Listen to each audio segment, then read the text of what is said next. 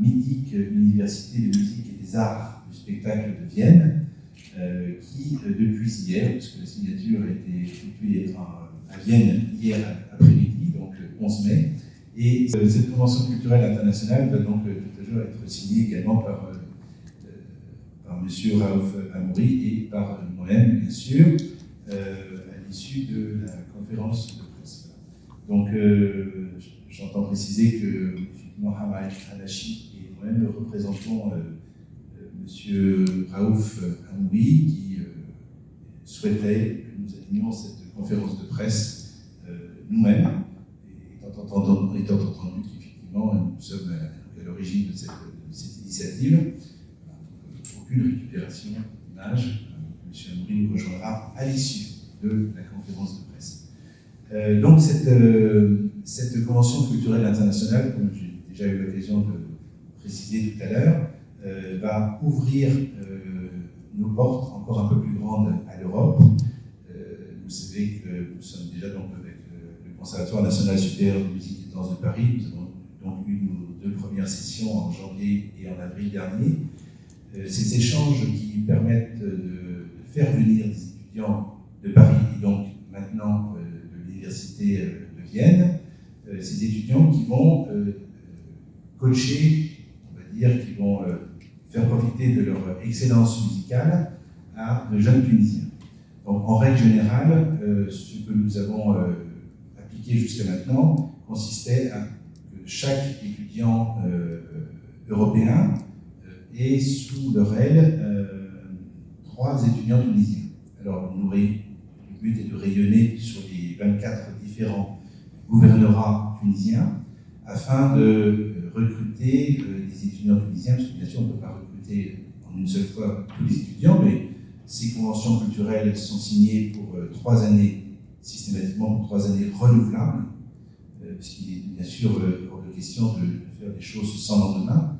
Donc l'idée est vraiment de poursuivre et de donner un maximum de chance à un maximum de Tunisiens, parce que forcément il peut y avoir une fois des déçus lorsque certains Tunisiens postulent et ne peuvent pas participer à une session, mais on les garde toujours sur des listes pour qu'on puisse ensuite les reprendre sur d'autres sessions. Donc l'idée, c'est que ces étudiants d'institutions d'excellence européenne viennent chez nous passer environ une semaine. Nous avons programmé entre 3 et 5 sessions par an. Je ne vous cache pas qu'organiser une session, ça nécessite beaucoup de travail en amont. C'est la raison pour laquelle on ne peut pas se permettre non plus de faire un nombre plus important de sessions. En ce qui concerne Vienne, c'est ce qui est précisé dans la convention culturelle, nous aurons 1 à 2 échanges par an avec Vienne, et Paris, c'est jusqu'à maximum de 5. Donc tout l'intérêt, effectivement, pour les étudiants tunisiens, mais également pour d'autres étudiants, d'ajouter d'autres institutions, d'autres prestigieuses institutions musicales.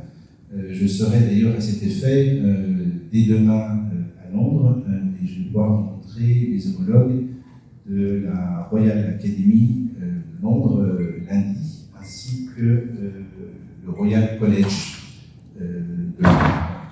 Je précise que, puisqu'on parle d'ouverture, j'ai eu l'occasion d'échanger avec monsieur l'ambassadeur des États-Unis, monsieur Joey Hood, qui lui également partage ce souhait de collaborer avec nous, avec la Fondation, pour offrir à tous les étudiants, bien sûr les étudiants tunisiens sur place, mais également à tous les autres étudiants qui viendront d'autres pays du monde, pouvoir organiser des échanges. Voilà.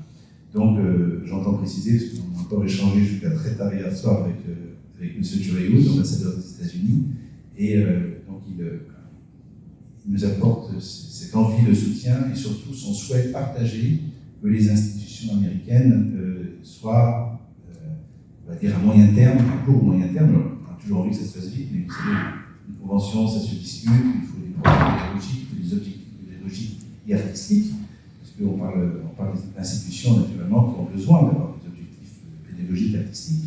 Donc tout se construit, voilà, il faut toujours un peu de temps pour construire ces différents partenariats.